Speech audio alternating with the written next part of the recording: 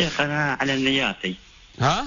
أنا على نياتي. هي كلنا عن نياتنا يا شيخ. وفي لا بس أنا يعني البنات يقصون علي. هذه أول مرة حصل. لا الحق ينقال يا شيخ. الحق ينقال.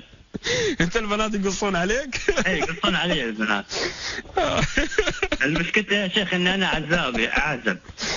زين كمل يا فيصل. سامحني ترى أول مرة تعرض علي القضية. أنت مثلا يا شيخ أنا يعني واحدة كلمتني قالت تبى ايفون، انا اروح كذا محل تليفونات اجيب لها ايفون. انا ما اشوف هالشخص، ما اعرف انه واحد ولا وحده من طريق التليفون بس. زين انا تميت على هالحاله يمكن صار يمكن 5 سنوات. وانا ان شاء الله يعني مثل ما تقول لي انا خروف. اجيب على طول. زين يا شيخ وتميت على هالحاله. زين فائدة هي. وشيخ ثاني شو عندي الثالث دقيقة. خله في الثاني الحين. خله في الثاني. اسمع يا فيصل.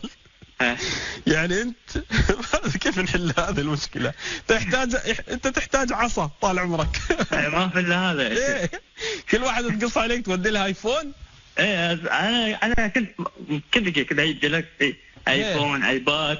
البنات ترى يلعبون في عقول الرجال الشباب. زمان كنا نخاف على البنات، الحين نخاف عليك. ايوه. زين هذه حلها عصاية هذه. زين اعطني السؤال الثالث. يا شيخ انا مبدع. ها؟ انا شخص مصرف. اكيد مع الايفون هذا يا شيخ انا شوف يا شيخ انا حطيت في الرقم الواصل 100,000. وش رقم واصل هذا؟ يعني رصيد حطيت 100,000 عشان نتكلم البنات صح؟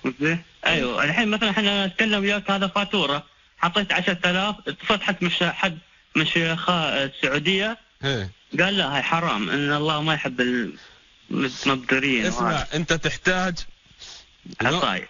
لا مو عصاي. انت تحتاج كرسي كهرباء عرفت؟ لا لازم نجلس معك اول شيء. يعني انا الحين لو اتصل فيك وتعطيني ايفون ولا انا ما اصلح؟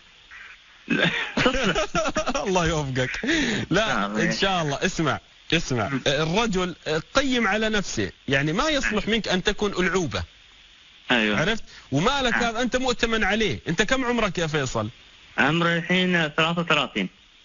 بعد يعني لست صغيرا. لسه صغيرا بس. انت مو متزوج؟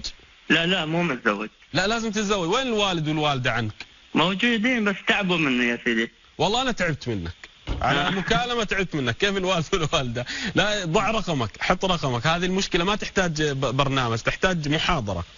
احنا نتصل فيك.